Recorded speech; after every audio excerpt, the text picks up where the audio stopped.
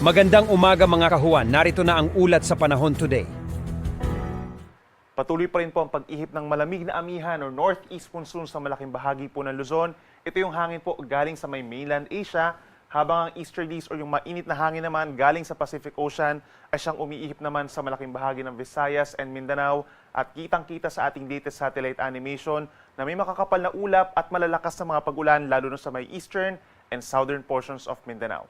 Base rin sa ating latest satellite animation, wala po tayong namamataang bagyo or low pressure area na makakaapekto sa ating bansa hanggang sa matapos ang weekend. Ngayong araw, magbaon pa rin po ng payo ang malaking bahagi po ng Luzon dahil pa rin sa epekto ng northeast monsoon or hanging amihan. Magdadala pa rin dito ng makulimlim na panahon at sasamahan ng mga light at minsan mga moderate rains sa malaking bahagi ng Cagayan Valley, ganyan din sa Cordillera Administrative Region, pababa ng Aurora, Quezon, malaking bahagi ng Kabikulan, as well as Marinduque, Oriental Mindoro at Romblon. Kaya't mag-ingat din po sa mga banta ng baha at landslides. Ang natitirang bahagi ng Luzon, kabilang na dyan ng Ilocos Region, asahan po sa umaga fair weather conditions pa, pero pagsapit ng hapon hanggang sa gabi mataas na ang tsansa ng kaulapan at mga pag-ulan, at bahagyang maulap hanggang kuminsan maulap ang kalangitan over the rest of Central Luzon and Calabarzon, Metro Manila and Occidental Mindoro, at sasamahan lamang po yan ng mga pulo-pulo at may hinang pag-ulan. Pagdating naman sa temperatura, dahil po sa epekto ng malamig na amihan, lalamig din po ang malaking bahagi ng Luzon, lalo na sa madaling araw. For Metro Manila, posible pa rin ang hanggang 23 degrees Celsius na minimum temperature. Dito sa may Cordillera Region, kagaya na lamang sa may Baguio, between 14 to 15 degrees Celsius in early morning, habang dito naman sa may Tuguegarao, pinakamababa ang 21 degrees, as well as Tagaytay City. Sa ating mga kababayan po dito sa may Palawan, Western Visayas, Central Visayas, and Negros Island Region, andyan pa rin ang bahagyang maulap at minsan maulap na kalangitan na siyang sinasamahan pa rin po ng mga pulupulong mga paulan or pagkidlat pagkulog, epekto ng easterlies. At pinakamaapektuhan po ng easterlies ang malaking bahagi ng Eastern Visayas, makulimlim sa marami pagkakataon at sasamahan din po ito ng mga kalat-kalat na mga ulan at mga thunderstorms, so make sure po na meron pa rin dalang payong. Sa Metro Cebu, temperatura ay mula 25 hanggang 30 degrees Celsius. At sa ating mga kababayan po, dito sa malaking bahagi ng Mindanao, magbaon din po ng payong at mag-ingat sa banta ng baha at landslides dahil magpapatuloy po ang mga paulan simula pa yan kahapon, epekto po yan ng easterlies o yung mainit na hangin galing sa silangan.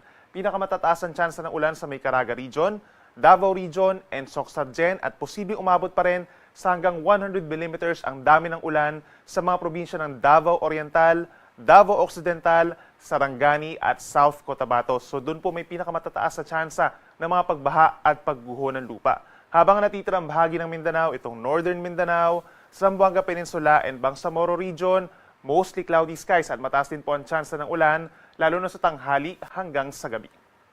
Temperatura po natin sa Metro Davao, mula 25 hanggang 32 degrees Celsius.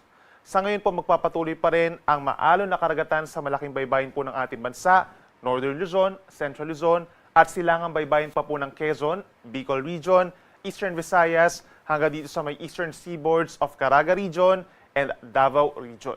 Possible po yung hanggang 2.5 to 3.7 meters na taas ng mga pag-alon. Equivalent po yan sa higit isang palapag ng gusaling taas sa mga pag-alon po yan. Delikado pa rin for small sea vessels. At posible magkaroon na tayo ng gale warning pagsapit mamayang hapon dito po sa may extreme Northern Luzon. Samantala sa natitirang baybayin po ng Southern Luzon, Visayas and Mindanao, banayad pa rin hanggang minsan katamtaman ng mga taas ng alon, lalo na kapag meron tayong mga thunderstorms. At para naman sa ating 3-day weather forecast from Thursday up until Saturday, mataas ang tsansa ng mga paulan natin sa may silangang baybayin pa rin o silangang bahagi po ng ating bansa dahil pa rin sa iba't ibang weather systems. Kabilang na dyan ang shear line o yung pagbabalik po ng banggaan ng hangin na amihan at yung mainit na easterlies, magpapaulan sa may Cagayan Valley, Aurora, Quezon at northern portion of Bicol Region.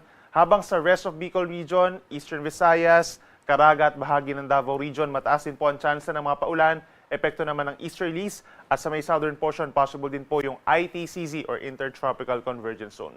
In fact, meron po tayong weather advisory for the next 2 days. Ibig sabihin, by tomorrow, possible po yung hanggang 100 mm sa dami ng ulan sa may Apayao, gayon din sa Cagayan, as well as Isabela, epekto po yan ng shear line o yung banggaan nga po ng mainit at malamig na hangin. Kahit mataas ang tsansa na magkakaroon ng mga pagbaha sa mga low-lying areas at sa mga bulubundukin na lugar, possible din po ang pagguho ng lupa.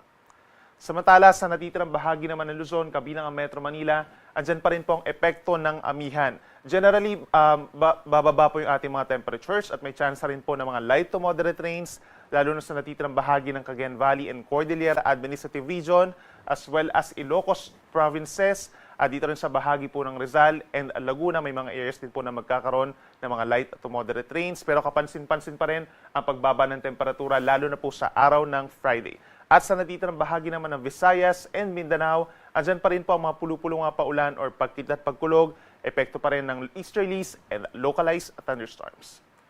Sunrise po natin ay 6:25 ng umaga at ang sunset ay 5:46 ng hapon.